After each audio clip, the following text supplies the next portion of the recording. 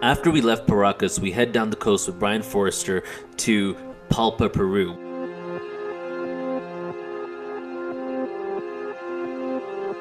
We were on our way to Nasca. We went to Palpa, Peru and took a look at the petroglyphs there.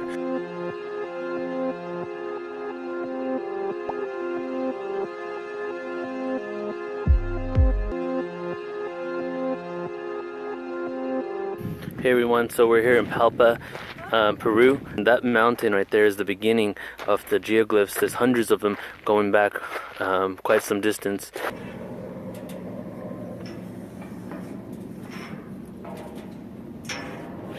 These were made by the Paracas culture.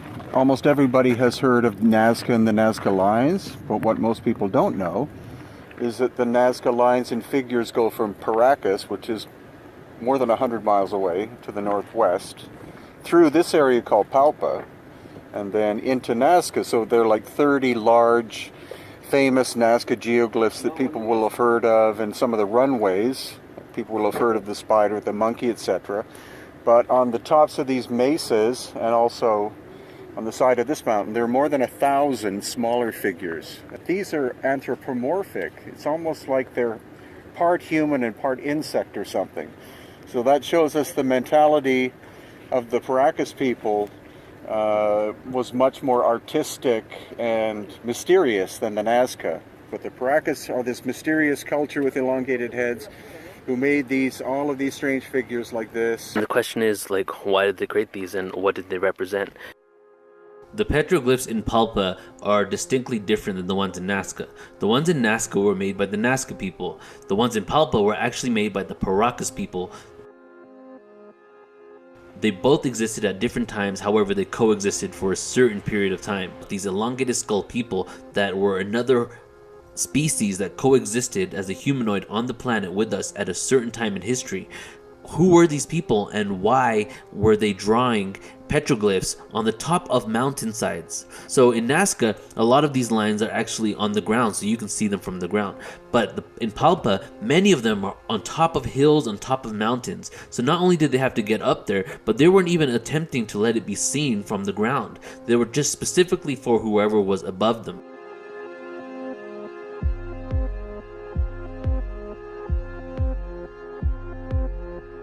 When we were in Nasca, we went into a plane and we flew over the Nasca Lines.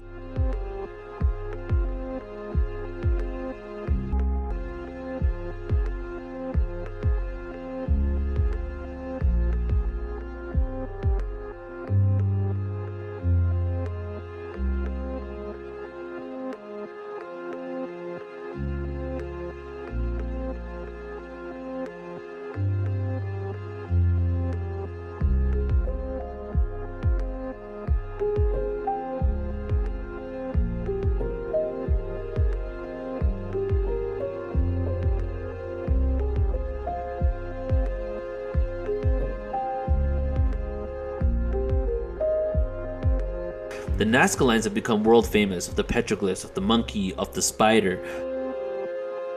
The Nasca Lines are very much of regular common items or animals that we actually know of that exist.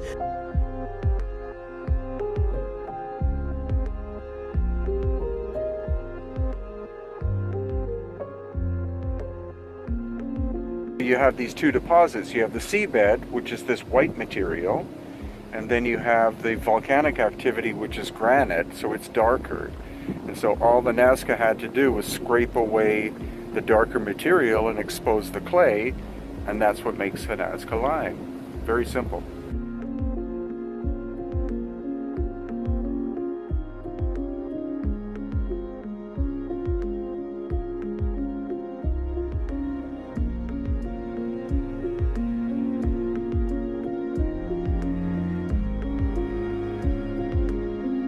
Stay tuned. We're going to upload more videos on our YouTube channel and take a look at the different things that we found here. The whole of Peru is an archaeological mecca everywhere, so much so that even in people's backyards there's elongated skulls and different types of remains and ruins and pyramids.